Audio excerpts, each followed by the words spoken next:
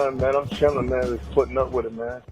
Bynoe, did you only see yourself as a rapper? Because the way I see it now is you're taking a step into the backstage, you're doing movies, you're being a coordinator for these large fundraising events. It seems as if you're getting your hands all over the place, not just as a artist.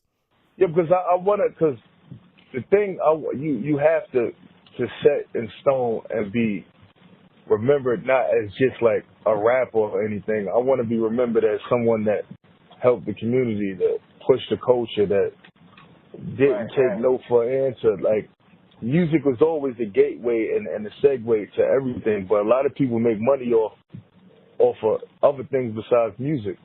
I mean, I can't quote it, but I think Jay-Z made more money off of his business deals than the actual music. Even down to artists like 50 Cent and other artists made money. Will Smith made more money off his outside deals than the actual music. But the music is what got them in there and then got the influence of people to aspire to get behind what they was doing. Absolutely. And that's awesome that you are tapping into those other streams of revenue, because a lot of these artists, after their careers are done, you know it, because I'm sure 10, 12 years ago when you were touring overseas with Stacks, you know, you were doing shows night in and night out. And you can see that sometimes that business, it has its seasons. It has its peak seasons and its dry seasons. So when you're in your dry season, you need to tap into that other stream of revenue. That's when you can sit back and say, hey, let me get with my creative team and work on a movie such as End of the Day. Let me put together some people and start pushing out this Riot Dream. Definitely. Definitely hit it right on the nose. That's a fact. Thank you, brother. On this next question, I wanted to jump to this was, what is the difference between Riot Dream and Riot Squad? Because as of 2016, I started to notice that Riot Dream was being placed all over a lot of your production, a lot of your records. Can you talk to me a little bit about Riot Dream? Yeah, Riot Squad is still Riot Squad. I'm Riot Squad to the death. Riot Dream is just a subsidiary of something I'm doing. Not to even branch off, but it's just like you got Gap and then you got Old Navy. Same factory, we making the same stuff in the same factory, same quality of clothes, but it's just different names. You know what I'm saying? So that's something normally I'm using as a gateway to get other things going. You know what I'm saying? So the Riot Dream is just the baby seed under the whole Riot Squad umbrella. Right. So you're from Far Rockaway, Queens, right? Yeah. Word, man. So you went to high school in Far Rockaway, Queens. That's where you grew up. Yeah, fast. Yeah. Me and Stack went to high school together. Oh, right. Okay. And so basically when you were around that age, were you into music a lot at that time too? Yeah, I was always into music because my brother always kept me. Two things he always kept me: fly, and always kept me abreast of what was going on in music because he was older than me. So I used to hang around. I never hung around people my age, so I used to hang around him and listen to back when Nas was Nasty Nas, and you had Doo-Wop and the Bounce Squad, and when Ron G was making mixtapes. Like, he had all that in his Nova. He had all that in his Mazda 626. If I remember going to the record store and getting the purple tape, you feel me? I remember Redman did his Dark Side album with the red tape and things like that, because he used to listen to it, How to Roll a Blunt and Can't Wait Tonight and all that, like, hip-hop. You know what I mean? Putting the tissue on top of the tape and taping it off the radio. When it was WBLS, before Hot 97 was even around. Right. And that explains a lot, because I mean, when I hear you on your songs, it sounds very natural. You come across as a very natural artist. Like, that's really your place on the track. And you know, I could see, like, through your influences, you've been influenced by, Mobb Deep, maybe it sounds like, Biggie, Nas, people like that. So because you gotta understand, in 1995, that was the golden era. You really had to be able to make music. You really had to come with it. Back then, that was elite. Like, you had Biggie. Before Pun came around, probably like 96, right? 97. Then you had Fat Joe, Biggie, Tupac, Mobb Deep, Wu-Tang, Method Man, Raekwon. Like that was rappers at his best. When you now, listen to that era, you can still listen to it right now, and it still sound like today. If you listen to Victory right now, the Biggie verse from Victory, he can use that verse in any URL battle right now and smoke a motherfucker with it. Their video might even smoke every video that's out right now. I think that video's production probably had more money spent in it than every video on MTV last year. You know, the budgets used to be crazy back in the day. Crazy. $1 million budgets for videos. Remember the Busta Rhymes and Janet Jackson video? Turning to liquid and all type of stuff.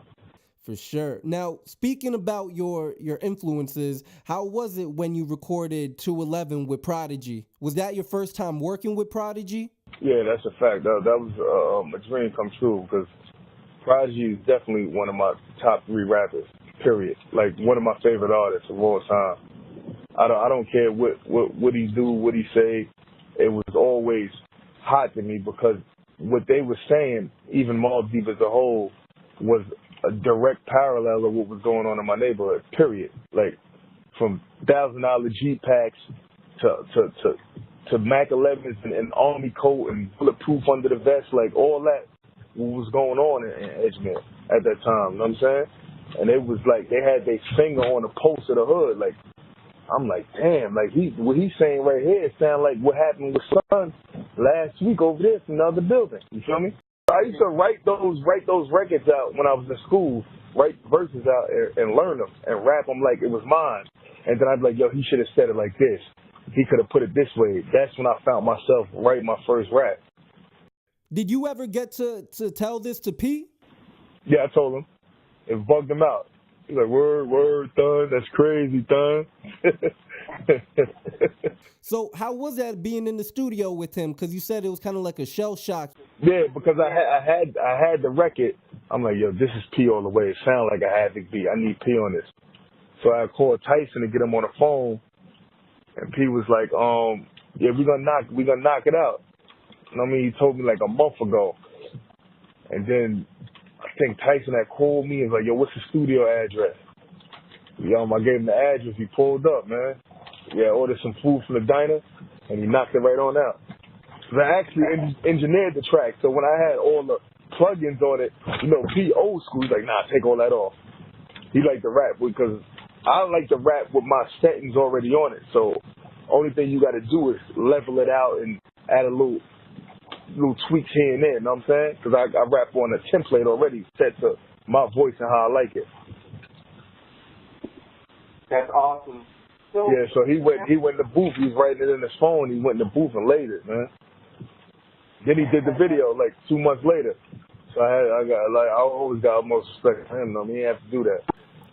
Now, I want to talk to you a little bit about you played basketball back in the day, correct? Yeah.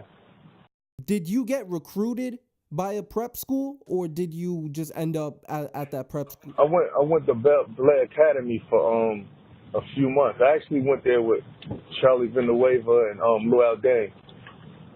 They had us doing a school on Saturday, doing fundraisers, selling cupcakes and all type of stuff. So when I left Blair Academy, I was going to actually enroll in a prep school in Los Angeles. And Lamar Odom was going to pay for it for me. But then at that point, school wasn't in my heart, so I wasn't going to waste his time and his money. So I just came back to the neighborhood and figured everything out. Where did you meet Lamar Odom? That's my brother's cousin. So you're... Yeah, my brother and my sister got the same father. Okay, I gotcha.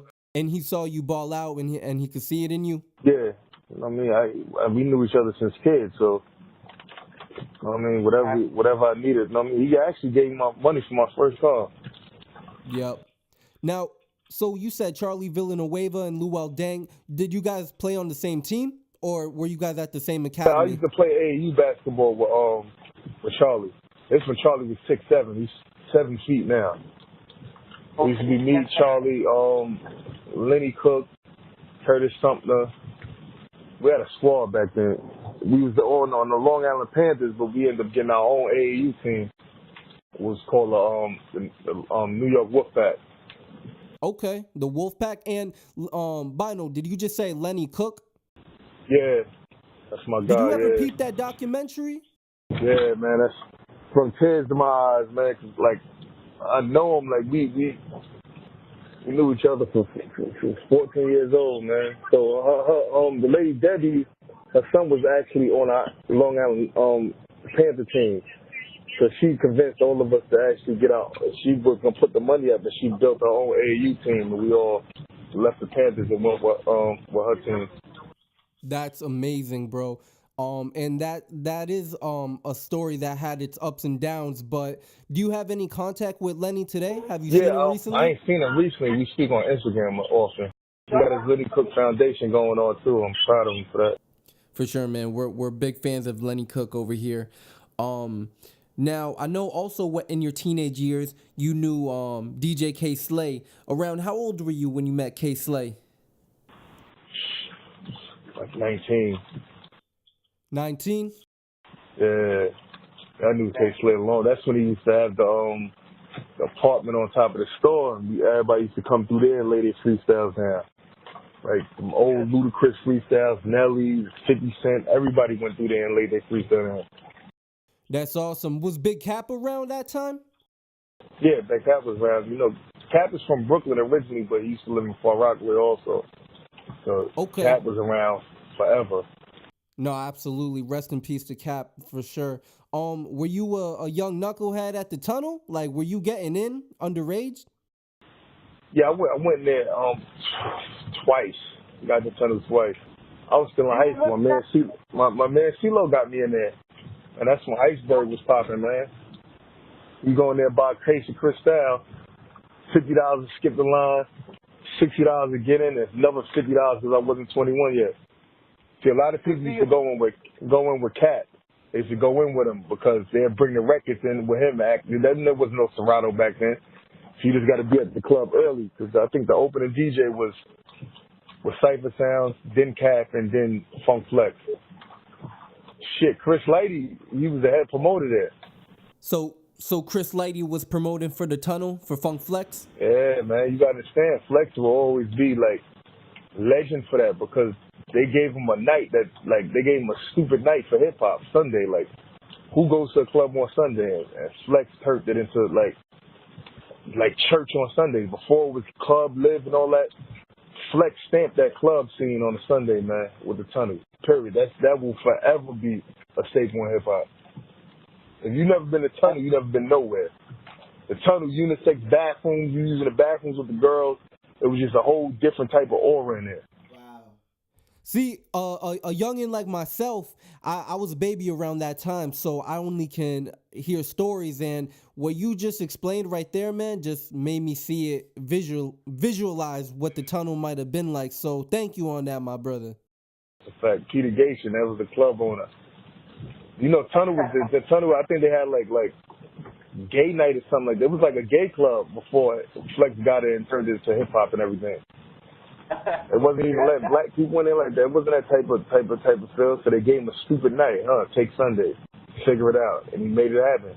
That's real, man. Shout out to Funk Flex for taking a gay club and turning it to the most iconic, legendary club and synonymous with hip hop. That's big. So shout out to you, Flex. Yeah. So around that time, that's the early 2000s. Are you with Stack at this time? Is Stack coming with you to the tunnel? Are you in Stack bundles? Nah, Stack wasn't even rapping then. He was still in high school. So when we got out of high school, like 2002, he was doing his thing rapping, and then that's when we went to actually Flex is an important figure about Stack too, because we went to the radio station and was trying to get him to play the record, and he asked him what's his name, and he said Stack Bundles. Flex started laughing. He said, "You got a two-way page. It look like you getting some money, huh? Take this number down and call him and tell him I recommended you." It was a dude named Keeson from Epic Records, Electra Records. And that's when we met Lupe Fiasco up there.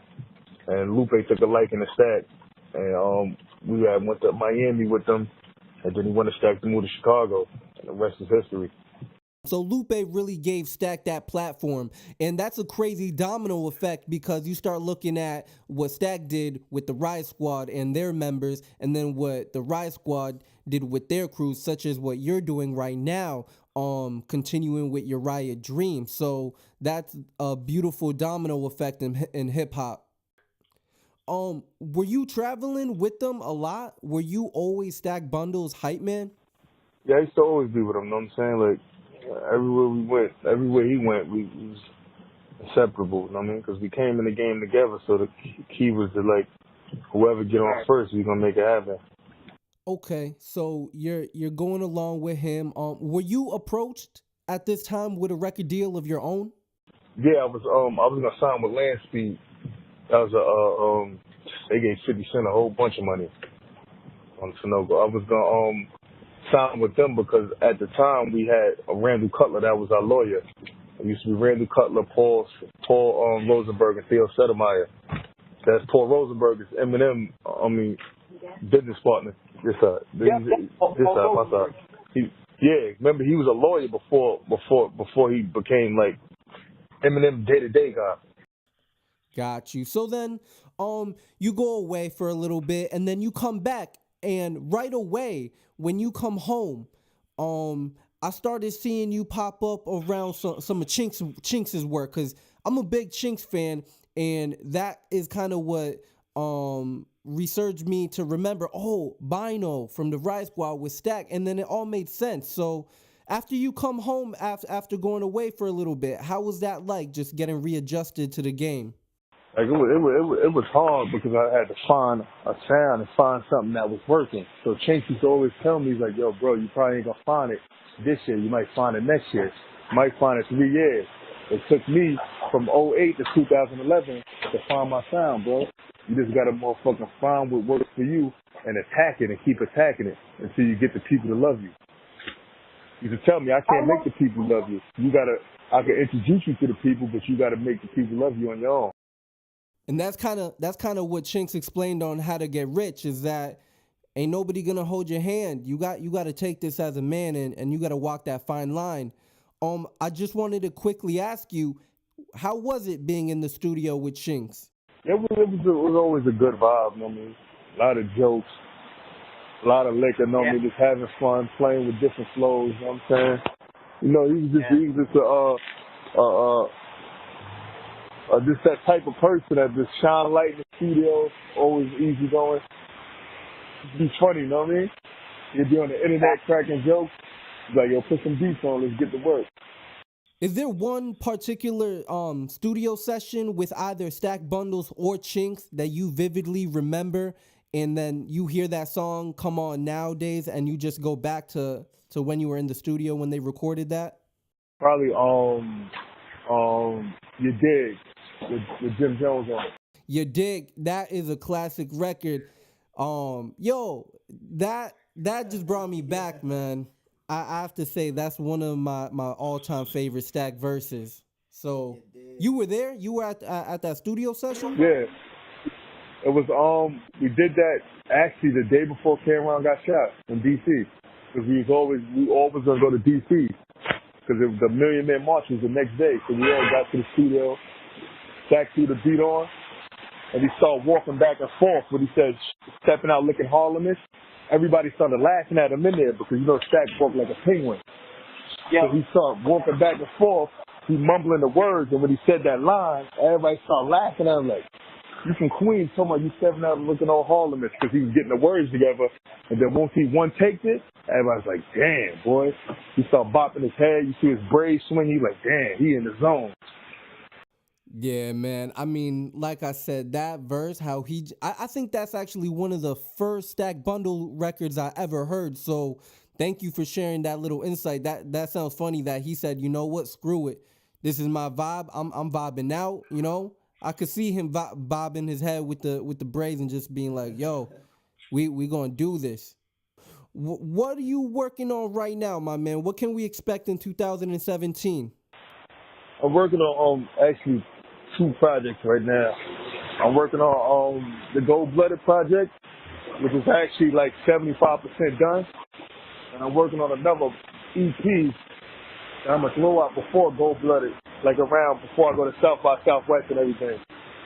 That's titled Sweet Sight for Sour Eyes. Okay. Can we expect any more movies? Yeah, definitely. That was just like a little pinch of what I got coming. Know what I'm saying? I just got some better camera equipment. I'm sitting down with a few more people. We gonna get the Gold Blooded joint. I might shoot a video for every song on there. So I'm looking to have 9 songs, the least, 12 the most on that joint, and really create some epic shit that nobody's seen before. All right, brother. I can't wait. Hey, Bynoe, take care, my brother, and we'll talk to you soon. All right, thanks, man. I appreciate everything you do, man. Shout out to Boston. Shout out to y'all, man. Thanks for having me. I appreciate it. Squad up.